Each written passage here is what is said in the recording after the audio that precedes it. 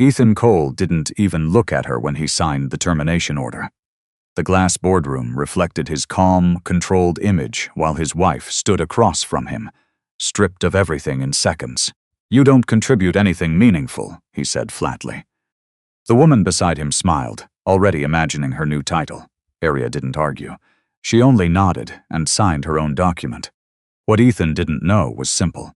The company he just used to erase her was never his to control, and he had just triggered something he couldn't undo. Welcome to today's story. If you enjoy emotional drama and shocking twists, don't forget to like this video and subscribe for more unforgettable stories. And before we begin, let me know where you're watching from in the comments. 3 years earlier, their marriage had looked very different. Back then, Ethan Cole was still climbing.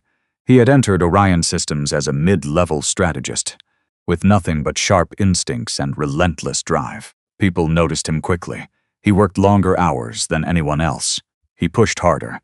He took risks others avoided. Within a year, he had already moved up twice, and every time he came home late, Aria was there, not waiting with complaints, not asking for explanations. Just there. Their apartment wasn't impressive. A clean, quiet place in a decent part of the city. Nothing flashy, no luxury furniture, no designer anything. Ethan used to promise her that would change. One day, he said once, loosening his tie while she set dinner on the table, "We won't live like this."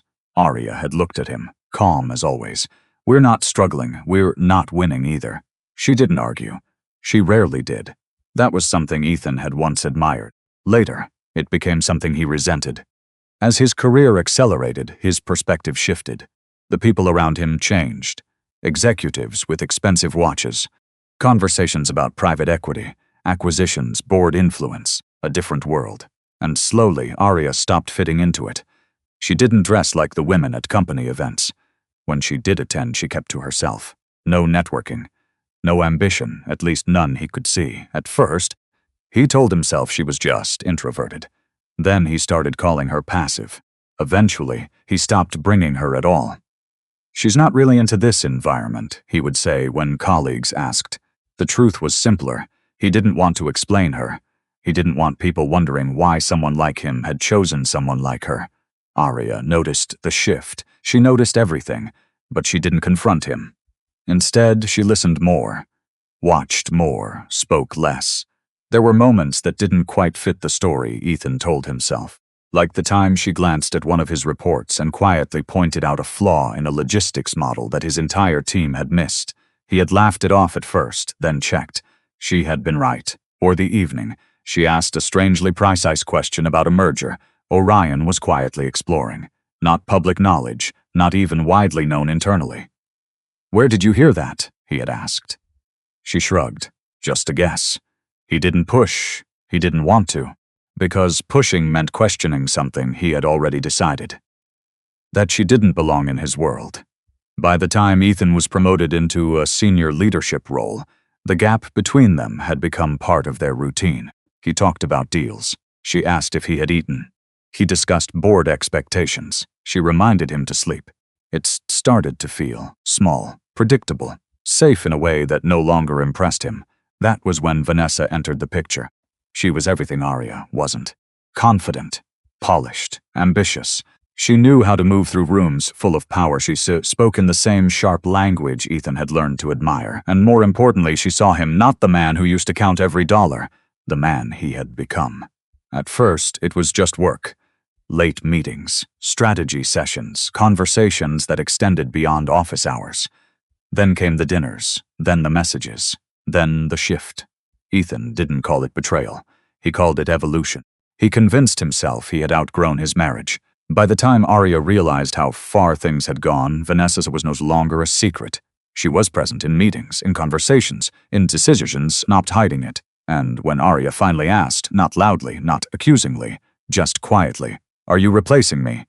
He didn't deny it. "I need someone who understands where I'm going," he said. Aria held his gaze for a long moment. "And I don't?" He hesitated, just enough to answer, "No." That was the first real break, not the affair, not the distance, but the certainty in his voice. After that, things moved quickly. Vanessa began appearing more frequently in company discussions. Ethan pushed for her to take on a consulting role, temporary at first, then something more permanent. He justified it with performance metrics, potential, alignment. Alignment, no one challenged him directly, successful. Too effective, too chosen. Except for one moment. During a closed meeting, one of the older board members, Arthur Lang, paused when Arya's name came up in a discussion about restructuring. Mrs. Cole, Arthur said slowly, should be informed properly. Ethan waved it off. She's not involved in operations. Arthur didn't argue. But he looked at Arya differently when she entered the room later that week. Not with curiosity. With recognition. Ethan missed it. Arya didn't. That same evening, after another quiet dinner where Ethan barely looked up from his phone, Arya stepped onto the balcony and took a call. Her voice was low, measured. Yes, she said. I understand. A pause. No, not yet. Another pause. I'll handle it when it's time. She ended the call and stood there for a moment, looking out at the city lights. Inside, Ethan laughed at something on his screen. Vanessa, most likely. Arya closed her eyes briefly. Then she went back inside. The next morning, an email arrived in her private inbox. Not her personal one, a different one. Subject line. Executive Review Authorization. She read it once, then again. Her expression didn't change, but something settled, not anger, not sadness, something quieter, final. Later that week, Ethan scheduled a formal HR session. He called it restructuring. Vanessa sat beside him, confident, already stepping into a role she believed was hers. Arya walked in on time. No resistance, no scene. Just composure. And when the termination papers were placed in front of her, she didn't reach for them immediately. Instead, she placed a thin folder on the table. Signed, prepared, waiting. Ethan didn't notice. He was already moving on, already speaking about the future, already replacing her. Across the room, Arthur Lang watched in silence, his expression unreadable. But when Arya finally stood to leave, he gave the smallest nod. Not sympathy. Acknowledgement, and that was the moment the room shifted. No one else understood why. Not yet. Ethan barely registered the look Arthur Lang gave Arya as she walked out. He was already turning to Vanessa, already shifting the energy in the room. We'll finalize the restructure this afternoon, he said, sliding the signed documents into a neat stack. HR will circulate the updated roles. I want this transition clean. Vanessa smiled like she had been waiting for that moment her entire life. Of course, she said softly, placing her hand over his for just a second too long. No one in the room commented. No one needed to. The message had already been delivered. Arya was gone, and Ethan had replaced her. By the time Ethan left the conference room, the story had already started spreading. Quiet conversations in hallways, assistants pausing mid-step, screens lighting up with internal messages disguised as process updates. He didn't care. He had worked too hard to let hesitation slow him down now. This was necessary, that was what he told himself. Necessary for growth, necessary for alignment, necessary for the life he was building. Vanessa kept pace beside him, heels sharp against the marble floor. You handled that well, she said. Leaner than I expected. Ethan gave a short nod. Dragging it out would have been worse. For her, Vanessa asked lightly. For the company. She laughed under her breath. Pleased with the answer, they reached his office, the glass walls offering a perfect view of the city below. Ethan stepped inside and loosened his tie, already scanning the notifications on his phone. Messages, approvals, requests. Everything moving, everything in motion, just as it should be.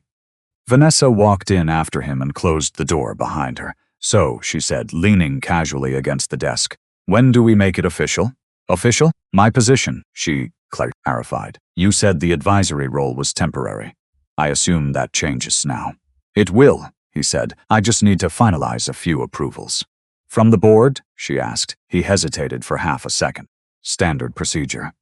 Vanessa studied him for a moment, then smiled again. Of course, I trust you. That word used to mean something to him. Now it sounded like expectation. He set his phone down. Give it a few days. She nodded, satisfied. Behind them, the city kept moving, unaware of the shift that had just taken place inside the building, or the one that was coming. Arya didn't go home immediately. Instead, she walked out of Orion's systems without looking back and crossed the street to a quieter block where the noise of the city softened just enough to think. Her phone vibrated once. She didn't check it right away. She kept walking.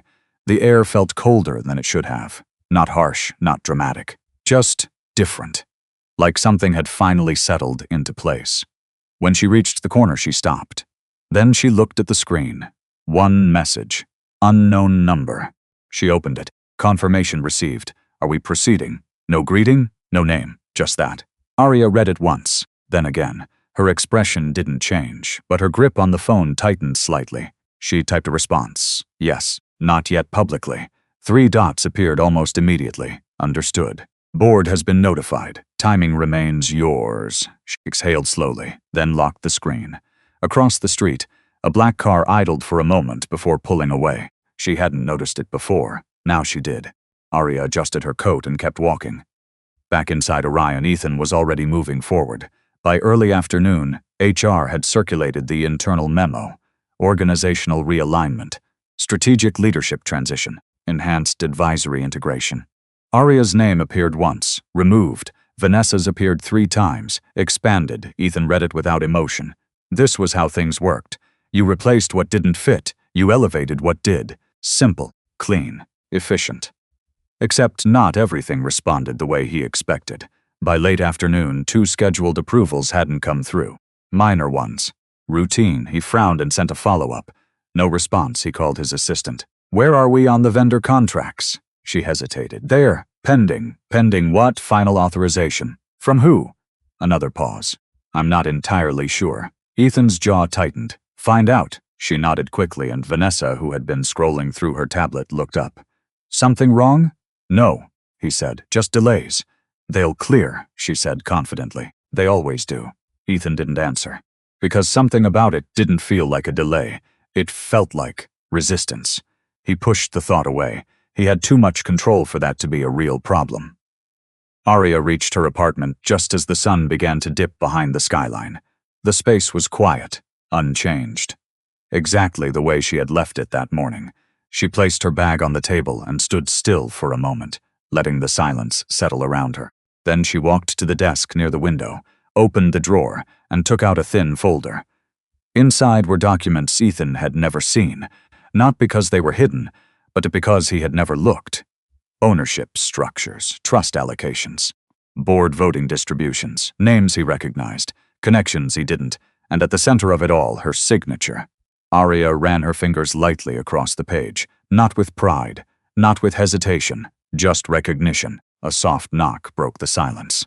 She looked up. That was unexpected. No one came here unannounced. She walked to the door and opened it halfway. A man in a dark suit stood on the other side. Late 50s, composed familiar, Arthur Lang. For a brief moment, neither of them spoke. Then he inclined his head slightly. Not formal, not casual, respectful. Mrs. Cole, he said quietly, I hope I'm not interrupting. Arya held his gaze. You're not, she replied. Arthur glanced past her into the apartment, then back at her. We need to talk. She stepped aside. He entered without another word, and as the door closed behind him, the last illusion Ethan had built about control began to unravel, without him even knowing it had started. Arthur didn't sit right away. He stepped into the apartment slowly, as if measuring the space, then turned back toward Arya, with a look that held more weight than anything he had said in the office. You handled that well, he said. Arya closed the door behind him. It was necessary. Arthur studied her for a moment longer, then nodded. You didn't react. I didn't need to. He gave a faint, almost approving smile. That's what worries them. Arya didn't ask who they were. She already knew. She walked past him and returned to the desk near the window, the folder still open where she had left it. Arthur followed, his eyes briefly flicking over the documents without touching them. You shouldn't have been in that room today, he said. I needed to be. They made it public. So did he. That stopped him. Arthur exhaled quietly. Ethan doesn't understand what he's done. Arya's hand rested lightly on the edge of the folder. He understands exactly what he thinks he's done. And that's the problem. Silence settled between them, not awkward, not uncertain, just controlled. Arthur finally took a seat across from her. The board is asking for direction. Already? They were waiting.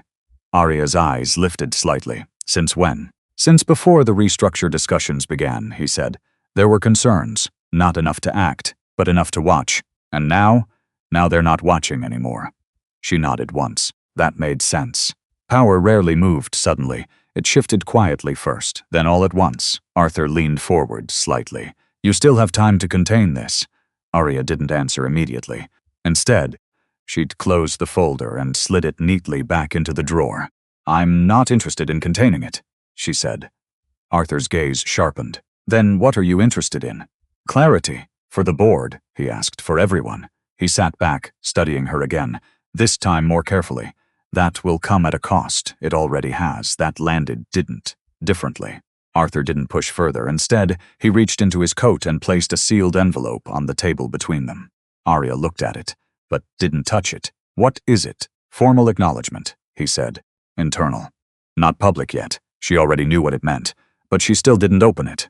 Why now? She asked. Because you've waited long enough. Her gaze flickered, just for a second. Not hesitation. Recognition. I wasn't waiting, she said quietly. Arthur tilted his head slightly. No? I was watching. A small silence followed that. Then he nodded again. That sounds more accurate. Across the city, Ethan was losing control of details he hadn't even noticed before. The first sign had been small. An approval delay. Then another. Then a third. By early evening, his inbox had begun filling with questions that didn't use to require answers. Requests for confirmation. Requests for authorization. Requests for oversight. That word irritated him. Oversight. He had built his reputation on being decisive. Now people were asking him to double-check, to verify, to justify. Vanessa sat across from him, scrolling through projected layouts for her future office. This one has better light, she said. And it's closer to your floor. Ethan didn't respond. He was reading an internal message for the third time. Vendor contract pending executive validation. That shouldn't have been pending. He had already signed it. He picked up the phone and dialed. Why is this still open? He asked the moment the call connected. A nervous voice answered on the other end. We're just waiting on final authorization. You have it. We just need confirmation from who? Ethan cut in sharply. A pause. Then carefully, from upper review. Ethan's expression hardened. I am upper review. Another pause. Yes, sir, but this came flagged. By who? We weren't told. The line went quiet. Ethan lowered the phone slowly. Something was off. Not chaotic, not broken. Structured, controlled, and not by him. Vanessa looked up from her tablet. What is it? Nothing, he said automatically. But it wasn't nothing. He could feel it now, the subtle shift. Like a system adjusting around him without asking permission. Back in the apartment, Arya finally picked up the envelope. She opened it carefully, sliding the document out without rushing. Arthur watched her in silence. She read the first line, then the second. Her expression didn't change, but something in her posture settled. Finalized. This confirms your position, Arthur said quietly, internally at least. Arya folded the document once and set it on the table. And externally? She asked. That depends on you. Of course it did. Everything did now. Arthur stood. The board won't move without your direction. Not this time. Arya looked up at him. They already did. They followed procedure, he corrected. You decide what happens next. That distinction mattered, more than most people would understand. She nodded once. I'll let you know. Arthur moved toward the door, then paused with his hand on the handle. There's something else, he said. Arya waited. He turned back slightly. Ethan is pushing through a restructuring proposal. I know. He's trying to formalize Vanessa's position. That was expected. Arthur hesitated for the first time since he arrived. If he succeeds, it complicates things. Arya's eyes held steady. Then he won't succeed. The certainty in her voice left no room for doubt. Arthur studied her for one last moment, then inclined his head again. Not as a colleague, not as an observer, as someone acknowledging authority. Then he left. The apartment fell quiet again. Arya stood there for a long moment, the document still on the table. Then she reached for her phone, opened the encrypted inbox, and typed a single message. Prepare review session. Full board. She paused, then added one more line. No delays. The reply came almost instantly. Understood. Scheduling within 48 hours. Arya stared at the screen for a second longer. 48 hours. That was all it would take. Across the city, Ethan leaned back in his chair, unaware of the timeline closing around him. He picked up his pen and signed another document, pushing forward, forcing momentum, still convinced he was in control. On Arya's screen, another notification appeared. A calendar invite, board review meeting, mandatory attendance. She looked at it, then accepted, and somewhere deep inside Orion Systems, a process that had been waiting quietly for years finally began to move. Ethan arrived earlier than usual the next morning. He didn't tell anyone why. He just didn't like the feeling from the night before. The delays. The silence where there shouldn't have been smilance. The way people had started choosing their words more carefully around him. It didn't fit. He built this pace, this environment, this certainty. And now something was pushing back. He walked into his office without greeting anyone and immediately opened his laptop. The system loaded normally, access intact, authority unchanged, at least on the surface. He checked the vendor contract again. Still pending.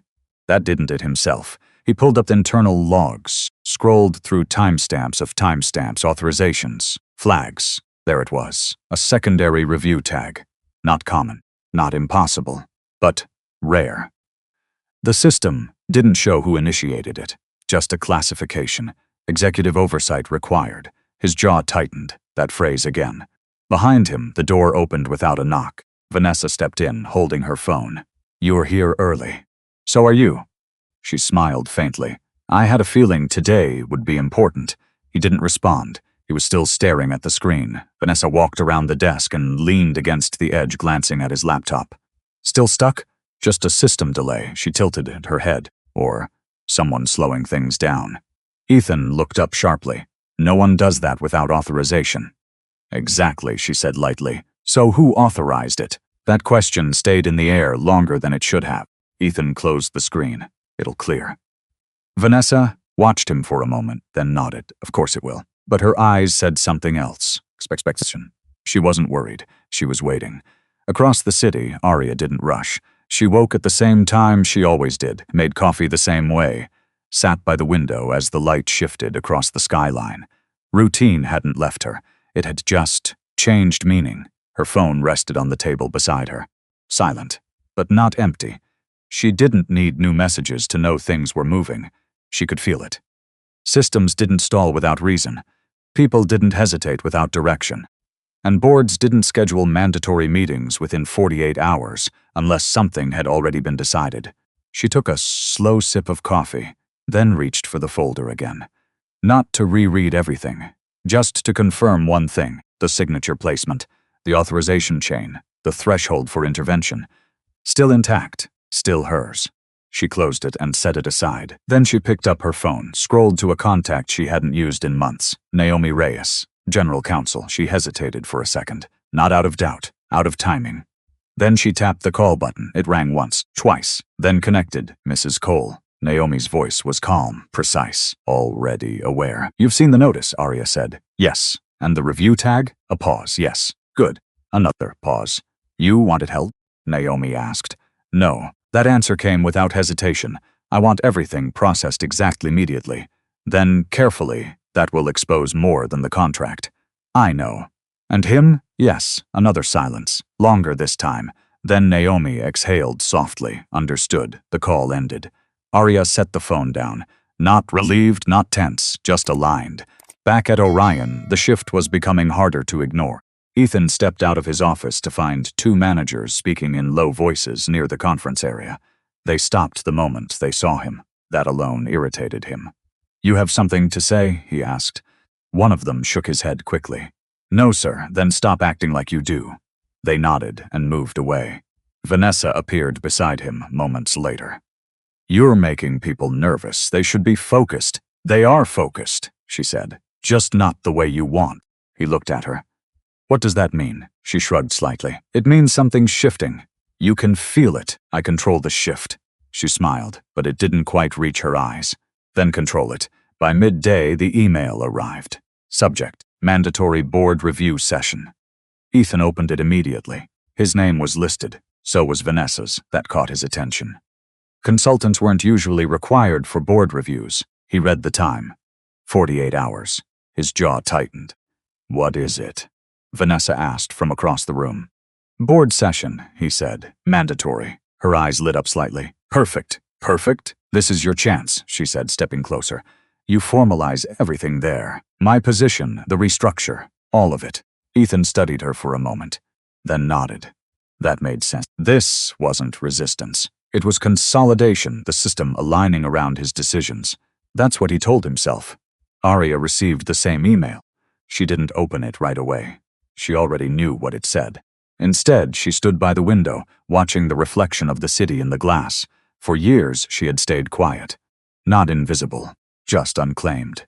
There was a difference. Now that difference was closing. She opened the email, read it once, then tapped accept. Her phone vibrated almost immediately, a new message. Arthur, everything is in place. Final, confirmation pending your signal. Arya stared at the screen for a moment, then typed back. Proceed as scheduled. 3 dots appeared, then disappeared. No reply. It didn't need one. She set the phone down and looked at her reflection. Same posture, same calm expression. Nothing dramatic. Nothing changed on the surface, but the silence behind it was different now. No longer passive, no longer waiting, it was direction. Back in his office, Ethan leaned back in his chair, staring at the board meeting invite. This was it, the next step, the final step. He reached for his pen and began outlining the presentation in front of him. Vanessa's name at the top, new structure beneath it, clean, decisive, forward. He didn't notice the small notification that appeared in the corner of his screen. A system alert. Authorization hierarchy updated. He didn't click it, he didn't question it. He didn't pause, and somewhere in the system he believed he controlled. His name moved down 1 level. Just 1. Quietly, unannounced, waiting for the moment he would finally notice. But by then, it would already be too late. Ethan barely slept the night before the board review. He told himself it was anticipation, pressure. The kind that came with being in control of something large, something that mattered. But it didn't feel like his usual pressure. It felt uneven. By morning, he was already in his office, jacket off, sleeves rolled, pacing slowly between the desk and the window. His presentation was finished. Every point sharp, every decision justified. Vanessa's promotion framed as strategic necessity. Arya's removal framed as organizational alignment. Clean, logical, untouchable. That's what he believed. Vanessa arrived just after 8, dressed like the position was already hers. You're early again, she said, placing her bag down without asking. Big day, she smiled, for both of us. Ethan didn't correct her. He should have. Instead, he handed her a copy of the presentation. Review this. I want you aligned. She skimmed the first few pages, then nodded. It's strong.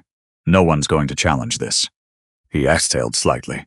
That was the reassurance he wanted, the one that matched the version of reality he was holding onto. Across the building, things were moving differently. Quietly, deliberately. Naomi Reyes walked into the executive legal office and placed a thin file on the conference table.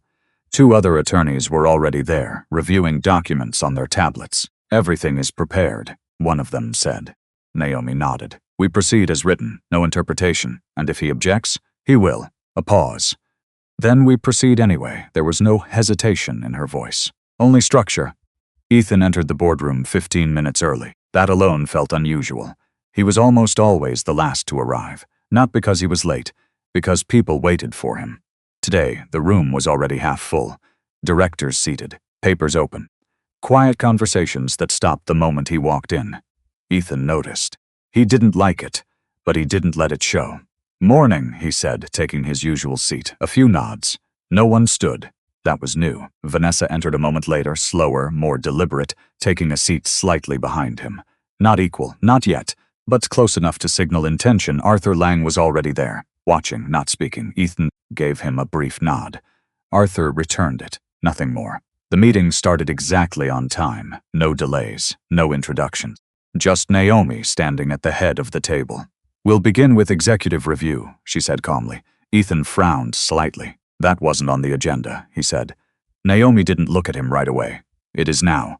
A subtle shift moved through the room, not visible, but present. Ethan leaned back slightly. Fine. Let's keep it efficient. Naomi inclined her head, then opened the file in front of her. Over the past quarter, Orion Systems has initiated multiple internal reviews tied to executive conduct and authorization processes. Ethan's expression didn't change. This was standard, routine. He had sat through reviews like this before. He had led them. Today, Naomi continued, we are addressing a cross-referenced clause tied to executive authority and personal conduct. That caught his attention. He leaned forward slightly. What clause? Naomi finally looked at him. The one you authored. Silence. Not loud, not dramatic, just complete. Ethan blinked once. What are you talking about? Naomi slid a document across the table. It stopped directly in front of him. He glanced down. Recognition hit instantly.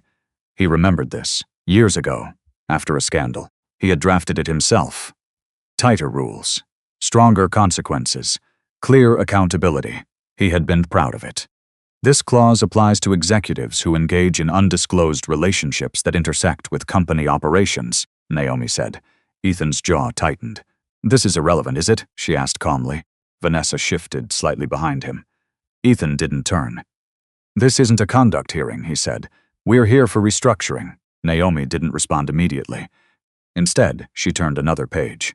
Let's discuss the consulting contracts approved over the past 6 months. Ethan's eyes narrowed. What about them? Naomi looked at Vanessa for a brief second, then back at Ethan. Specifically, the ones tied to Ms. Vanessa Clark. The room went very still. Vanessa straightened slightly. My work has been fully documented. Naomi nodded. Yes, it has. She tapped the document lightly. Which is why we're reviewing it. Ethan's voice hardened. This is unnecessary. No, Naomi said quietly. It's overdue. That word landed harder than it should have. Overdue. Ethan felt something shift again. Not confusion. Not yet. Just pressure. He looked around the table. No one was speaking. No one was stopping this. Arthur didn't move. The other directors avoided his eyes. That was when it hit him. This wasn't spontaneous. This wasn't a delay. This had been prepared. Who authorized this review? He asked. Naomi held his gaze. Executive oversight. The same phrase. Again, Ethan's stomach tightened. He leaned back slowly, forcing calm into his voice. And who exactly is providing that oversight? Naomi didn't answer. She didn't need to. Instead, she reached for another document, then paused, as if waiting. The door opened. Not loudly, not dramatically, just enough to pull every eye in the room toward it. Arya stepped inside. Same calm expression. Same steady posture, no hesitation. She didn't rush. She didn't announce herself. She just walked forward. And for the first time since the meeting began, someone stood. Arthur Lang, not quickly, not theatrically, just enough to break the pattern. Ethan watched it happen, his mind catching up slower than his instincts. Something was wrong. Something had already changed, and he had missed it. Arya took a seat at the far end of the table, not beside him, not behind him, opposite, equal distance from everyone. Then she placed a single document in front of her, signed, waiting. Naomi closed her file, and for the first time since the meeting began, she smiled slightly. Now, she said, we can proceed. Ethan didn't stand when Arya entered. He couldn't. Something in his body locked before his mind caught up. He watched her walk across the room, steady, composed, untouched by everything that had just happened days before. No hesitation, no uncertainty, not even anger. That unsettled him more than anything else. Vanessa shifted behind him. Why is she here? She whispered, low enough for only him to hear. Ethan didn't answer. Because he didn't know. Arya took her seat across from him and placed the document in front of her with deliberate care. No sound, no signal, just presence. Naomi resumed speaking. Let the record reflect that all relevant parties are present. Ethan leaned forward slightly. Arya's no longer an employee, he said. She has no standing in this meeting. Naomi didn't look at him. Instead, she glanced briefly toward Arthur. Arthur gave the smallest nod. That was enough. Naomi turned back. Mrs. Cole's status is not under dispute at this time. It should be, Ethan said sharply. She was terminated. A pause. Then Arya spoke, calm, measured. You terminated my position, she said. Not my standing. The words landed harder than they should have, because they didn't sound defensive. They sounded factual. Ethan felt irritation rise. That's semantics. No, Arya replied softly. It's structure. Vanessa let out a quiet, dismissive breath. This is ridiculous. No one responded to her. That was new. Naomi turned another page. We'll proceed with the executive conduct review. Ethan leaned back again, forcing composure into his posture. "You're wasting time." "On the contrary," Naomi said. "We're documenting it." She slid a second document across the table. This one stopped closer to the center, not just in front of Ethan, visible to everyone. Over the past 6 months, Naomi continued, several consulting contracts were approved under executive authorization. Ethan didn't look at the document. He didn't need to. He knew exactly which ones. "Those contracts were necessary," he said. "Strategic advisory. Were they disclosed properly?" Naomi asked. "Yes." "Were they reviewed independently?" "Yes." "Were they connected to a personal relationship?" Silence. Not long, but long enough. Vanessa shifted again. This line of questioning is inappropriate. Naomi didn't even glance at her. "Miss Clark, you'll have the opportunity to respond."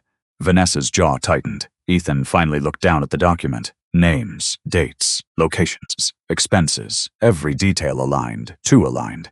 His chest tightened slightly. "How did you get this?" he asked. Naomi met his eyes. "You approved it." "That's not what I meant." "I know." The room stayed quiet. No one intervened. No one defended him. Ethan felt it clearly now. Not resistance, not confusion, distance. They were already separating from him. He pushed back slightly in his chair. "Even if there were personal overlaps, that doesn't invalidate the work." Naomi nodded once. "Correct." "For most cases," she continued. Then she tapped the document again. "But not when it intersects with the clause you authored." Ethan's jaw clenched. "There it is again," he said. "You're stretching a policy beyond its intent." Naomi tilted her head slightly, then clarify its intent. Ethan didn't hesitate. "To protect the company from executives whose personal misconduct creates liability." Naomi held his gaze. Exactly. The word settled into the room, heavy, precise. Ethan felt something shift again, not around him, under him, like the ground had changed structure. Vanessa leaned closer. "Ethan," she whispered, "this is just pressure. Push back." He nodded slightly, then spoke louder. "There is no liability here." Naomi didn't respond immediately. Instead, she reached for a small remote, pressed a button. The screen at the far end of the room lit up. Emails, calendar entries, travel records. Not just contracts, patterns, a timeline, Ethan's timeline. The room went completely still. Vanessa's expression changed first. Confidence slipping, just slightly. "That's selective," Ethan said quickly. "Context matters." "It does," Naomi agreed. Then she changed the screen. A message appeared. Short, clear. From Ethan's own account. "Run it under advisory. No need to escalate. I'll handle approval." Vanessa inhaled sharply. Ethan felt his stomach drop. He remembered that message. He hadn't thought it mattered. It always worked. That's how things moved. Fast. Efficient. He looked around the room. No one was looking at him the same way anymore. Not as leadership. As risk. Vanessa stood slightly. "This is being taken out of context." Naomi's voice remained calm. "Then provide context." Vanessa opened her mouth, closed it. There was nothing she could say that didn't make it worse. Ethan felt it then. The first real crack. Not in the system. In himself. He turned toward Arya for the first time since she sat down. She hadn't moved. Hadn't reacted. Just watching, not him. The process that unsettled him more than the documents. "Say something," he said before he could stop himself. The words slipped out. Too raw, too direct. Arya met his eyes. Not with anger, not with satisfaction. "Just clarities. You built this system," she said quietly. "It's working exactly as you designed it." The room held its breath. Ethan's chest tightened. Snapped. "This isn't about design interpretation." "No," Arya said. "It's about consequence." Vanessa shook her head. "This is insane. He runs this company," that word echoed. "Runs, not owns, not controls, just runs," Arthur finally spoke. 2 words, quiet, final. Ethan turned toward him sharply. "What does that mean?" Arthur didn't answer immediately. Instead, he looked at Arya, waiting, not for permission, for timing. And that was the moment. Ethan felt it fully. The shift. Not subtle anymore, not contained. Something had already moved past him. Something he wasn't controlling. Something everyone else in the room understood, except him. Naomi closed the file slowly, then said, "We will now move to authorization verification." Ethan frowned. "Verification of what?" No one answered. Because at the far end of the table, Arya reached forward, placed her hand on the document in front of her, and turned it around, toward him. Ethan stared at the document Arya had turned toward him. At first, he didn't understand what he was looking at. It wasn't a report, not a contract, not even a legal notice. It was something deeper, structural. His eyes moved across the page. Authorization layers, voting rights, executive override thresholds, and then a name. Not Ethan Cole, not any of the directors sitting around him. Arya Cole. He blinked once, then again. "This is wrong," he said immediately. This isn't current." No one responded. That was the first answer. Naomi spoke calmly. "It is current." Ethan shook his head, pushing the document back slightly. "No, that's not possible." Arya didn't move, didn't defend, didn't explain. She simply let the silence do the work. Vanessa leaned forward, scanning the page quickly. "What is this?" she asked, her voice sharper now. "Authorization verification," Naomi said. Vanessa frowned. Verification of what? Naomi looked directly at Ethan this time, of who actually holds final approval authority within Orion Systems. Ethan felt the words hit slower than they should have, not because he didn't hear them, because he didn't accept them. "I hold final approval," he said. "That's already established." Arthur shifted slightly in his seat. He said quietly. The correction was small, but it cut deeper than anything else in the room. Ethan turned toward him. "Explain that." Arthur didn't answer. He didn't need to, because Naomi already was. 3 years ago, she said, a structural amendment was filed under executive protection protocols. Ethan's chest tightened. He didn't remember that, or maybe he had ignored it. There had been so many changes back then. Growth, expansion, board restructuring. Things he had signed off on without looking too closely. Because they didn't affect him. At least, that's what he thought. Naomi continued. The amendment placed a secondary authority layer above operational leadership. Ethan's voice dropped above the CEO. Yes. Silence fell again. Heavy. Irreversible. Ethan's eyes snapped back to the document, and this time he read more carefully, not scanning, reading, the ownership structure, the trust allocation, the controlling interest, all pointing to one place, one person, Arya. "That's not possible," he said again, but quieter this time. Not denial, not anger, something closer to disbelief. Vanessa let out a short, sharp laugh. "This is a joke." No one joined her. That made it worse. She looked around the room. "You're seriously entertaining this?" She gestured toward Arya without finishing the sentence, because she didn't have the words, because none of them worked anymore. Arya finally spoke, not loud, not emotional, just clear. "You never asked," she said. Ethan's gaze snapped to her. "What? You never asked who approved your promotions. I earned those. I didn't say you didn't." Her voice stayed even. That made it harder to fight. Ethan felt something twist in his chest. Memories started surfacing, fast, uninvited. Meetings where decisions had gone in his favor without explanation. Board members supporting him earlier than expected. Deals closing faster than they should have. He had called it instinct, strategy, timing. Now, he wasn't sure. Naomi turned another page. "Your executive authority was always conditional." Ethan shook his head. "No, I've signed off on everything." "Yes," Naomi said. "Operational authority." She tapped the document. "Not ownership authority." That word settled like a final piece clicking into place. Ownership. Ethan looked at Arya again. Really looked, for the first time in years, and saw something he had ignored completely. Not weakness, not simplicity. Control, quiet, unclaimed, until now. Vanessa stood up abruptly. "This is insane. You can't just rewrite the structure because it was never rewritten," Naomi interrupted. "It was always there." Vanessa's expression cracked slightly. "Then why didn't anyone say anything?"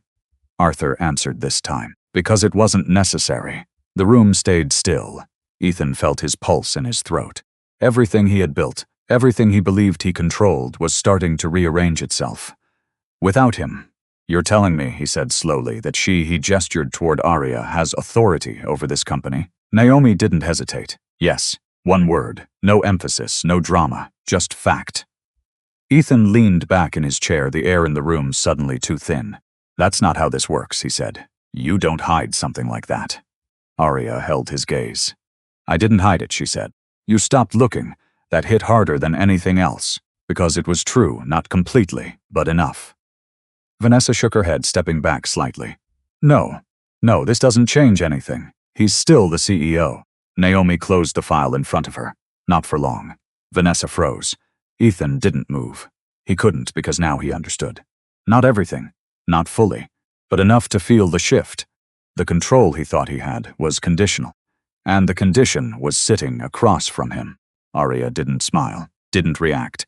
She simply reached for the document again, and this time she signed, not quickly, just once, clean, deliberate. Naomi nodded. Arthur stood, and one by one the other directs followed. Not for Ethan, not for the role he thought he held. For her. Vanessa's voice came out thin.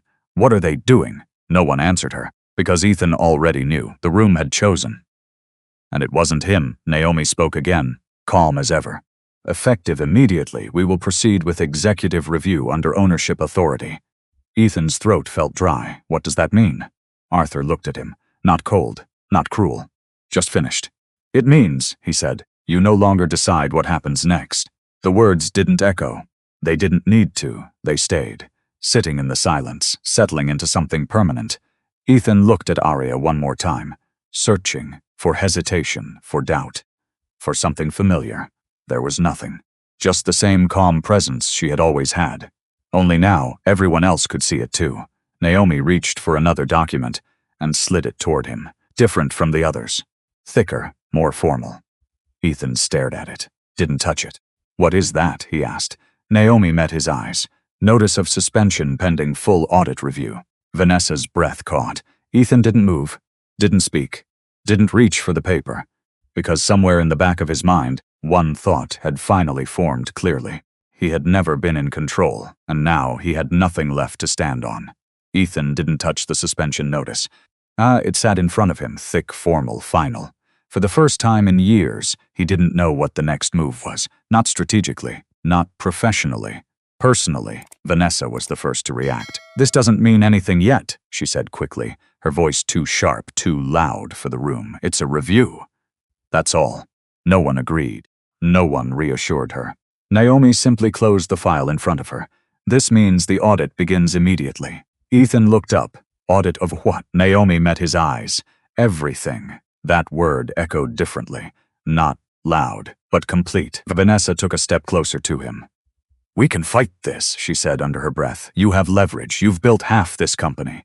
Ethan didn't respond, because for the first time he wasn't sure what he had built and what had been given. Arthur stood slowly, signaling the end of the meeting. Legal will coordinate next steps. Chairs shifted, papers closed, directors began to stand, but no one approached Ethan. No one asked if he was all right. No one even made eye contact long enough to pretend. They were already moving on. That was the real consequence. Vanessa grabbed his arm lightly. Say something, she whispered. Stop this. Ethan finally looked at her and realized she wasn't afraid for him. She was afraid for herself. That recognition was quiet, but it changed everything. I need a moment, he said. Vanessa froze. A moment? He pulled his arm away. Go. Her expression flickered, confusion first, then irritation, then calculation. She stepped back, slowly, masking it with composure. Fine, handle it. She turned and walked out without waiting. Ethan watched her leave and didn't stop her. The boardroom emptied faster than he expected, until only 3 people remained. Naomi, Arthur, and Arya. Ethan stood slowly, the chair scraping faintly against the floor. He didn't look at the others, just at her. You knew, not accusing, not emotional, just stating it. Arya met his gaze. Yes. How long? A long time. He exhaled once, sharp, controlled, and you let that happen? I didn't create it. You didn't stop it. No, she said. I didn't. That answer landed harder than any defense would have. Ethan took a step closer. Why?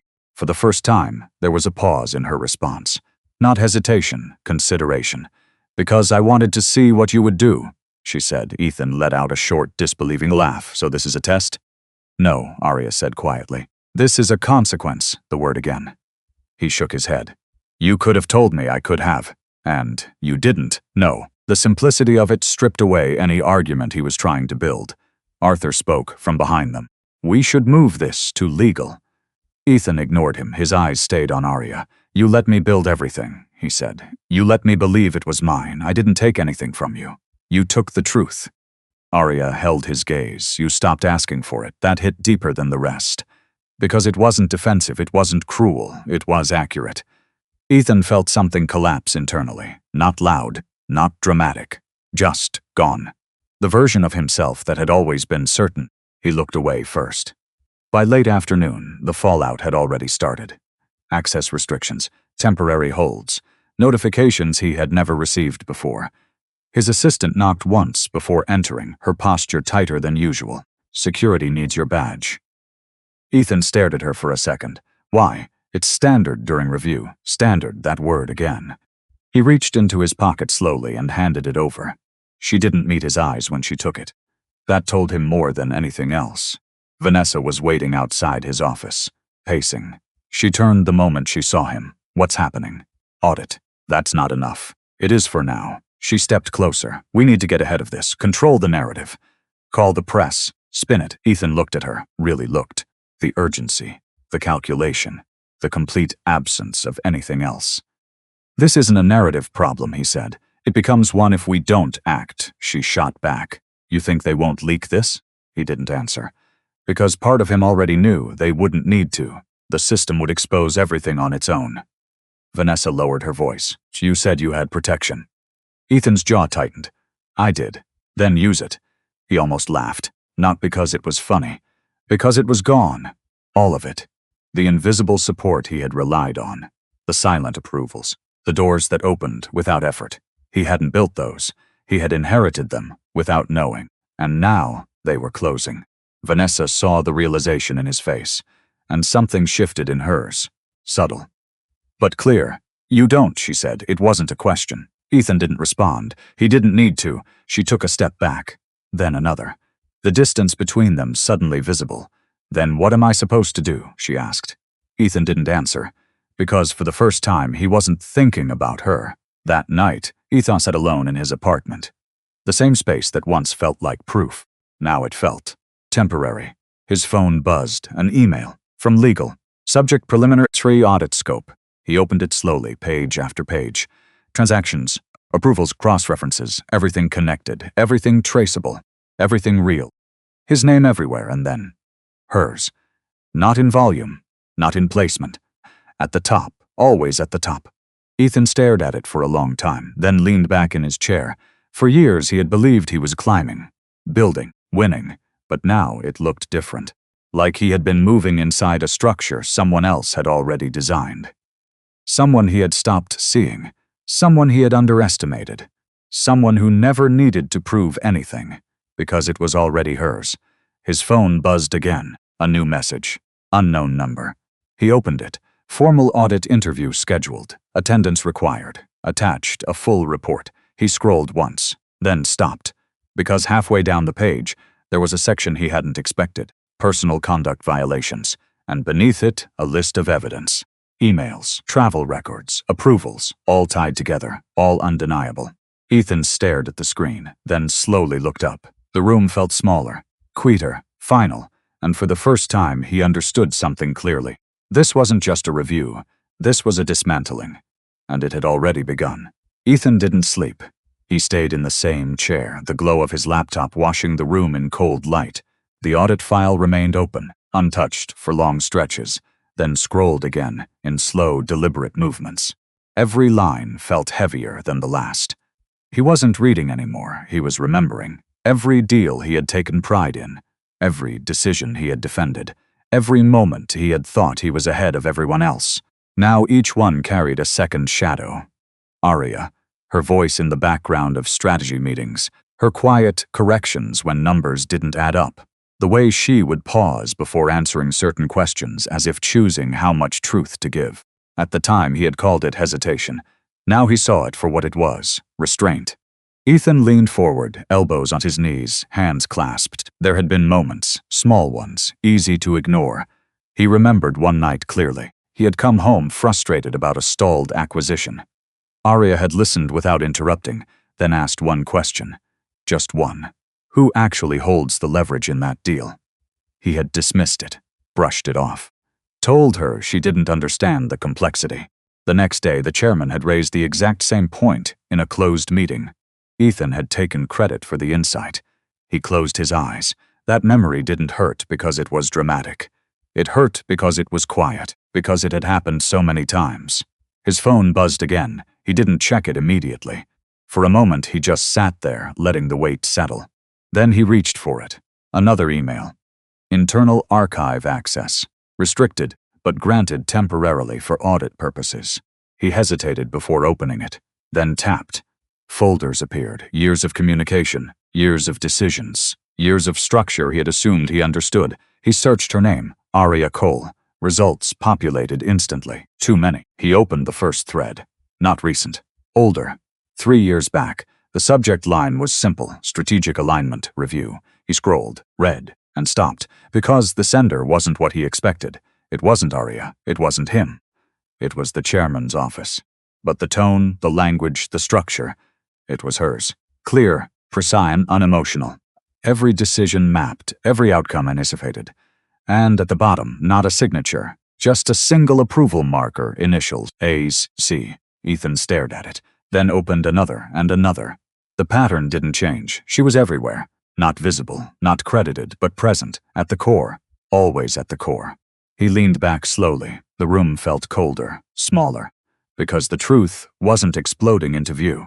It was unfolding, piece by piece, and each piece made his past feel less like success and more like borrowed ground. His phone rang. Not a notification this time. A call. Unknown number. He almost ignored it, then answered. "This is Ethan." A pause, then a calm voice. "Mr. Cole, this is Daniel Reeves from Executive Legal." Ethan sat up slightly. "I received the audit notice. Yes, this is regarding your required attendance tomorrow. Tomorrow, 10 a.m. Formal review session." Ethan ran a hand through his hair. "That's fast. It needs to be." There was no aggression in the tone, just. Ethan swallowed. What exactly is being reviewed? Another pause. Then carefully, your conduct, your approvals, and your position. That last word lingered. Position. Ethan's grip tightened round the phone. Am I being terminated? That decision has not been finalized, not denied. Ethan looked at the open laptop, at the evidence already stacked against him. At this point, Daniel continued, "Your cooperation is strongly advised." Ethan let out a slow breath. Understood. Ethan stilled. "There is a board observer who will be present during your review." "Who? A beat." "Then Mrs. Aria Cole." The line went quiet. Ethan didn't speak, didn't react. He just sat there, hearing the words again in his head. Not as his wife, not as someone but as board observer. "Is there anything else?" Daniel asked. "No," Ethan said quietly. The call ended. Ethan lowered the phone slowly. His reflection stared back at him from the dark screen, unfamiliar. Not because he looked different, because he finally understood what he had been. Someone who had never actually seen the structure he stood inside. Someone who had mistaken access for ownership, authority for control. He stood and walked toward the window. The city stretched out below him. Lights, movement, life continuing as if nothing had shifted. But everything had. Because tomorrow, he wouldn't walk into that building as a decision maker. He would walk in as a subject, reviewed, measured, exposed, and she would be there, watching, not silently anymore, not from the background, from the place he had always assumed was his. Ethan pressed his palm lightly against the glass, cold, solid, real. For years he had believed Aria was the one standing outside his world. Now he saw it clearly. He had been the one standing outside hers. And he had never even realized it. His phone buzzed again. Another message. This time, not from legal. Not from the company. A name he hadn't seen in a long time. Marcus Hale, former board advisor. Someone who had stepped away quietly years ago. Ethan frowned slightly and opened it. The message was short. "Now you understand why I left." Ethan's chest tightened. He typed back without thinking. "What did you know?" The reply came almost instantly. "Everything I was allowed to see." Ethan stared at screen, typed again. "About Aria?" A pause this time. Longer. Then yes, Ethan's hand stilled. A slow, uncomfortable realization settling deeper. "How long?" he sent. The response came. "Long before you were promoted." Ethan didn't move, didn't blink. The timeline shifted again. Everything shifted again. He thought back. Marcus had always treated Aria differently. With quiet respect, with distance. At the time, Ethan had seen it as politeness. Now, it looked like recognition. His phone buzzed one last time. Another message from Marcus. "You weren't supposed to figure it out this way." Ethan swallowed. Then how? The typing indicator appeared. Paused, appeared again, then disappeared. No answer. Ethan stared at the empty screen, the silence louder than any explanation, and for the first time, he understood something else. There were still pieces missing, still layers he hadn't uncovered, still truths being held back, not because they didn't exist, but because he wasn't ready to see them.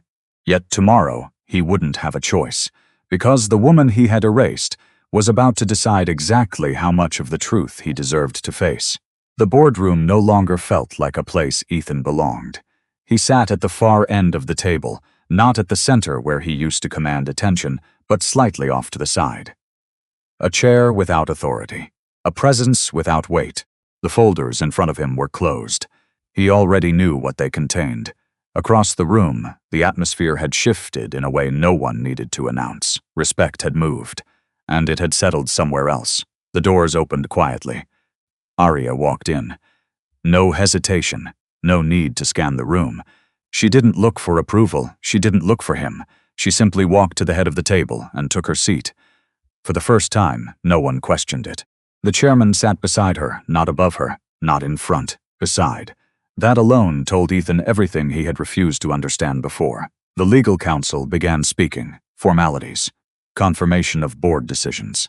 Ratification of control structures that had always existed, just never visible to him. Ownership was not transferred, it was clarified. Arya Cole was not stepping into power. She had always held it. The room moved forward without him. Votes were taken. Signatures were placed. The restructuring of leadership was approved in a clean, deliberate sequence. Ethan's name came up once. Suspension confirmed. Equity frozen pending final audit conclusions. Executive privileges permanently revoked. No one looked at him when it was said. There was no spectacle, just consequence. When it was over, the room began to empty. Quiet conversations resumed. Normal business, as if the collapse of one man's world was just another agenda item. Ethan remained seated. He watched her. She stood, spoke briefly with legal, then gathered a single folder. Nothing dramatic, no celebration, just control. He stood slowly. Arya. She paused, not startled, not emotional, just aware. She turned to face him. There was no anger in her expression. That hurt more than anything else. "I need to talk to you," he said, his voice lower than he expected. A brief silence stretched between them. Not heavy, just final. "You can say what you need to say," she replied calmly. "Not here." She studied him for a moment, then shook her head slightly. "There's nothing you could say in private that would change anything," Ethan swallowed. "I didn't know." The words felt small as soon as they left him. She didn't react to them. "I didn't know who you were," he added more quietly. Arya's gaze held steady. That wasn't the problem. He frowned slightly. "Then what was?" "You didn't need to know who I was," she said. "You needed to respect who I was." The words landed without force. But they didn't need force, Aisha. They were already true. Ethan looked away for a moment, then back at her. "I thought I built everything myself." "You built your career," she said, "but you stopped questioning how it kept working in your favor." He let out a short breath. "You let me believe it. I let you be who you chose to be." That answer left no space for argument. He stepped closer, lowering his voice. "Is there anything left to fix?" It wasn't a negotiation, it wasn't even hope, just a question from someone who finally understood he had lost something he couldn't replace. Arya didn't answer right away. She considered him. Not as her husband, not as an executive, just as a man who had made his choices. "There's nothing to fix," she said. A pause. Then softer. "There's only what comes next." Ethan nodded slowly. The clarity hurt. But it also settled something in him. He had spent years believing power meant control over outcomes. Now he understood. Power also meant accepting the outcome you created. "I'm sorry," he said. Arya held his gaze. She didn't reject the apology. "I believe you," Novage, she said. And that was all she gave him. No absolution, no return, just acknowledgement. Ethan exhaled, something in his shoulders loosening for the first time in days. Not relief, acceptance. He stepped back. There was nothing else to say, because for the first time, he understood the full shape of what he had lost. Not her status, not her wealth, her, and he had traded that for something that was never real. Arya turned away, not abruptly, not coldly, just finished. She walked out of the boardroom without looking back. The hallway outside was quieter than usual. Assistants moved with purpose. Conversations lowered as she passed, not out of fear, out of respect. At the end of the corridor, a set of doors stood open. Her office, no longer hidden behind layers of structure or anonymity. Her name was on it now, clear, unavoidable. Arya paused for a moment before stepping inside, not because she doubted anything, but because she allowed herself to feel it. Not victory, not revenge, just alignment. For years she had worked in silence, built systems, protected stability, chosen patience over recognition, not because she had to, because she believed in something larger than her own visibility. Now she didn't need to hide anymore, and she didn't need to prove anything either. She stepped into the office. The space was simple, clean, prepared, waiting. Arya placed her folder on the desk and looked out at the city. The same view Ethan had once stood in front of, but it looked different now. Not because the city had changed, because she was finally standing in it as herself. No compromise, no disguise, no one left to convince. Some people lost everything to understand value. Others never needed to prove it. If you've ever seen someone too late or been seen too late, let me know what you think.